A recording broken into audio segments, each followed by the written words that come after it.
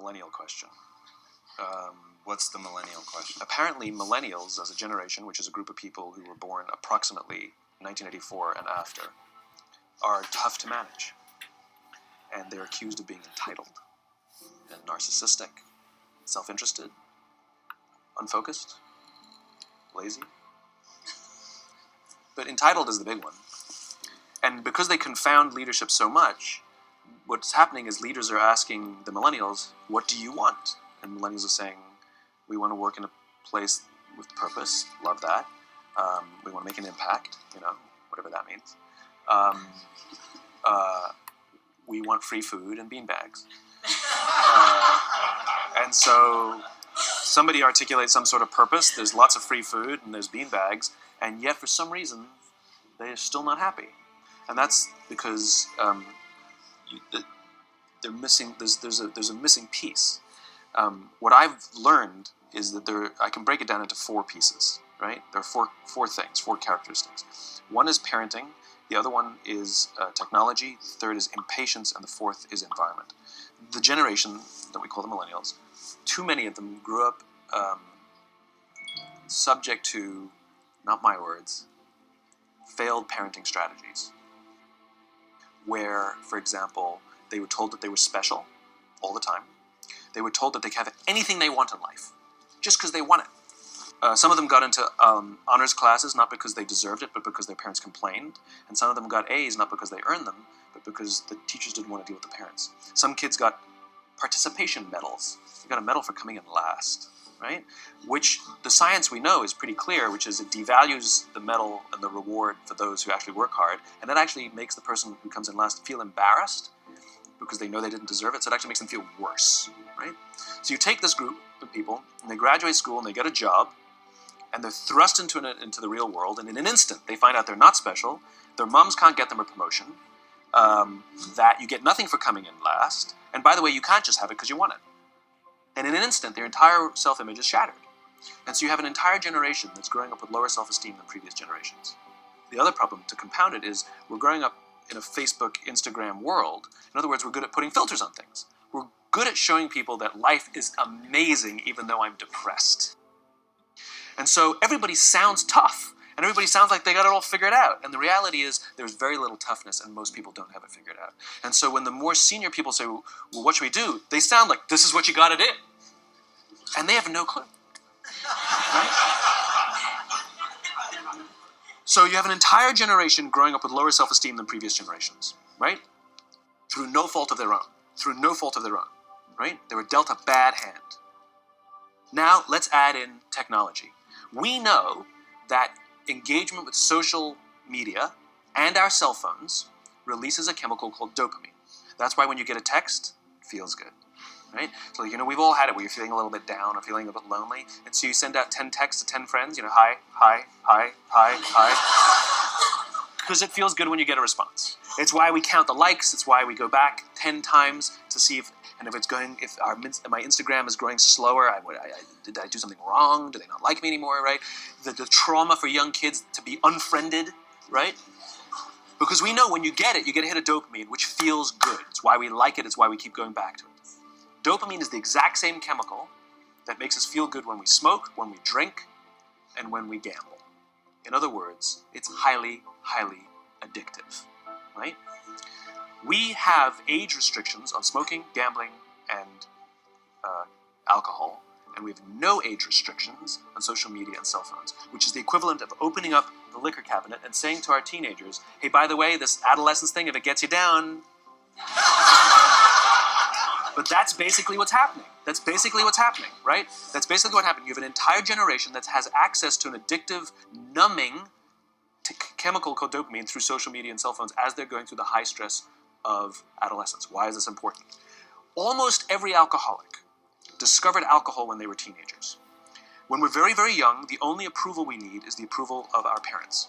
And as we go through adolescence, we make this transition where we now need the approval of our peers. Very frustrating for our parents, very important for us. It allows us to acculturate outside of our immediate families into the broader tribe, right? It's a highly, highly stressful and anxious period of our lives, and we're supposed to learn to rely on our friends. Some people, quite by accident, discover alcohol and numbing effects of dopamine to help them cope with the stresses and anxieties of adolescence. Unfortunately, that becomes hardwired in their brains, and for the rest of their lives, when they suffer significant stress, they will not turn to a person, they will turn to the bottle. Social stress, financial stress, career stress, that's pretty much the primary reasons why an alcoholic drinks, right? What's happening is, because we're allowing unfettered access to these dopamine-producing devices and media, basically it's becoming hardwired, and what we're seeing is, as they grow older, too many kids don't know how to form deep, meaningful relationships. Their words, not mine. They will admit that many of their friendships are superficial. They will admit that their friends, that they don't count on their friends, they don't rely on their friends, they have fun with their friends, but they also know that their friends will cancel on them if something better comes along. Deep, meaningful relationships are not there because they never practice the skill set, and worse, they don't have the coping mechanisms to deal with stress. So when significant stress starts to show up in their lives, they're not turning to a person, they're turning to a device, they're turning to social media, they're turning to these things which offer temporary relief. We know, the science is clear, we know that people who spend more time on Facebook suffer higher rates of depression than people who spend less time on Facebook. These things balanced. Alcohol is not bad, too much alcohol is bad. Gambling is fun, too much gambling is dangerous. There's nothing wrong with social media and cell phones. It's the imbalance. If you're sitting at dinner with your friends and you're texting somebody who's not there, that's a problem. That's an addiction. If you're sitting in a meeting with people you're supposed to be listening to and speaking, and you put your phone on the table, face up or face down, I don't care, that sends a subconscious message to the room that you're just not that important to me right now, right?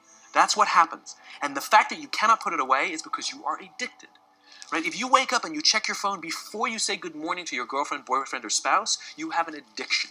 And like all addiction, in time, it'll destroy relationships, it'll cost time, and it'll cost money, and it'll make your life worse. So you have a generation growing up with lower self-esteem that doesn't have the coping mechanisms to deal with stress. Now you add in the sense of impatience. They've grown up in a world of instant gratification. You want to buy something, you go on Amazon, it arrives the next day. You want to watch a movie? Log on and watch a movie. You don't check movie times. You want to watch a TV show? Binge. You don't even have to wait week to week to week, right? I know people who skip seasons just so they can binge at the end of the season, right? Instant gratification. You want to go on a date? You don't even have to learn how to be like, hey. You don't even have to learn and practice that skill. You don't have to be the uncomfortable one who says yes when you mean no, and says no when you mean no, but yes when you... You don't have to swipe right. Bang, I'm a stud. Right? You don't have to learn the social coping mechanisms. Everything you want, you can have instantaneously. Everything you want, instant gratification. Except job satisfaction and strength of relationships, there ain't no app for that. They are slow, meandering, uncomfortable, messy processes. And so I keep meeting these wonderful, fantastic, idealistic, hardworking, smart kids. They've just graduated school. They're in their entry-level job. I sit down with them and I go, how's it going? They go, I think I'm going to quit. I'm like, why? They're like, I'm not making an impact. I'm like, you've been here 8 months. You know? It's as if they're standing at the foot of a mountain and they have this abstract concept called impact that they want to have in the world, which is the summit. What they don't see is the mountain. I don't care if you go up the mountain quickly or slowly, but there's still a mountain. And so what this young generation needs to learn is patience. That some things that really, really matter, like love, or job fulfillment, joy, love of life, self-confidence, a skill set, any of these things, all of these things take time.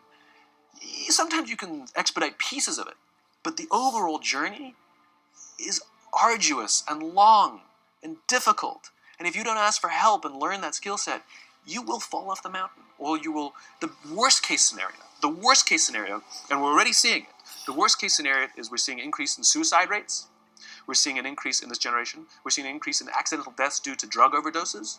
We're seeing more and more kids drop out of school or take leaves of absence due to depression. Unheard of. These are all, this is really bad. The best case scenario, those are all bad cases, right? The best case scenario is you'll have an entire population growing up and going through life and just never really finding joy. They'll never really find deep fulfillment in work or in life. They'll just just waft through life and it'll be just, it's fine. How's your job? It's fine. The same as yesterday. How's your relationship? It's fine. Like that's the best case scenario. Which leads me to the fourth point, which is environment. Which is we're taking this amazing group of young, fantastic kids who were just dealt a bad hand. It's no fault of their own. And we put them in corporate environments that care more about the numbers than they do about the kids. They care more about the short-term gains than the long-term life of this young human being. We care more about the year than the lifetime, right? And so we are putting them in corporate environments that aren't helping them build their confidence, that aren't helping them learn the skills of cooperation, that aren't helping them overcome the challenges of a digital world and finding more balance, that isn't helping them overcome the need to have instant gratification and teach them the joys and impact and the fulfillment you get from working hard on something for a long time that cannot be done in a month or even in a year. And so we're thrusting to them in corporate environments, and the worst part about it is they think it's them. They blame themselves. They think it's them who can't deal. And so it makes it all worse. It's not. I'm here to tell them it's not them. It's the corporations. It's the corporate environments. It's the total lack of good leadership in our world today that is making them feel the way they do. They were dealt a bad hand, and I hate to say it, but it's the company's responsibility. Sucks to be you. Like, we have no choice, right? This is what we got, and I wish that society and their parents did a better job. They didn't. So we're getting them in our companies, and we now have to pick up the slack. We have to work extra hard to figure out the ways that we build their confidence. We have to work extra hard to find ways to teach them the social skills that they're missing out on. There should be no cell phones in conference rooms. None. Zero. And I don't mean the kind of like sitting outside waiting to text. I mean like when you're sitting and waiting for a meeting to start, this is what we all do. We all sit here and wait for the meeting to start. Meeting starting? Okay. We start the meeting. No, that's not how relationships are formed. Remember we talked about it's the little things? Relationships are formed this way. We're waiting for a meeting to start and we go, how's your dad? I heard he was in the hospital. Oh, he's really good. Thanks for asking. He's actually at home there. Oh, I'm really glad. That was really amazing. I know, it was really scary for him. That's how you form relationships.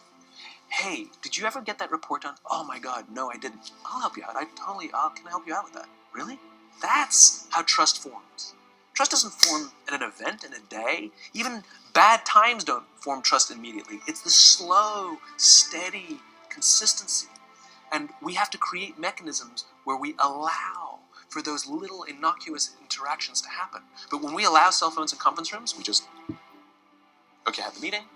And then my favorite is like when there's a cell phone there, and you go like this, you go. It rings and you go. I'm not going to answer that. Mr. Magnanimous, you know? When you're out for dinner with your friends, like, I do this with my friends. When we're going out for dinner and we're leaving together, we'll leave our cell phones at home. Who are we calling? Maybe one of us will bring the phone in case we need to call an Uber or take a picture of our meal. That's what I was saying. Come on. I'm not. I'm an idealist, but I'm not insane. Not a heathen. I mean, it looked really good. We'll take one phone. And so it's like an alcoholic. The reason you take the alcohol out of the house is because we cannot trust our willpower. We're just not strong enough. But when you remove the temptation, it actually makes it a lot easier. And so when you just say, don't check your phone, people literally will go like this. And somebody will go to the bathroom, and what's the first thing we do? Because I wouldn't want to look around the restaurant for a minute and a half. But if you don't have the phone, you just kind of enjoy the world. And that's where ideas happen. The constant engagement is not where you have innovation and ideas. Ideas happen when our minds wander and we go, and you see something, you go, I think I could do that. That's called innovation, right? But we're taking away all those little moments, right? You should not, and none of us should charge our phones by our beds. We should be charging our phones in the living rooms, right? Remove the temptation. You wake up in the middle of the night because you can't sleep, you won't check your phone, which makes it worse. But if it's in the living room, it's relaxed, it's fine. But it's my alarm clock. Buy an alarm clock. They cost $8, right? I'll buy you an alarm clock. But the point is we now, in industry, whether we like it or not, we don't get a choice. We now have a responsibility to make up the shortfall. and to help this amazing, idealistic, fantastic generation build their confidence, learn patience, learn the social skills, find a better balance between life and technology. Because, quite frankly, it's the right thing to do.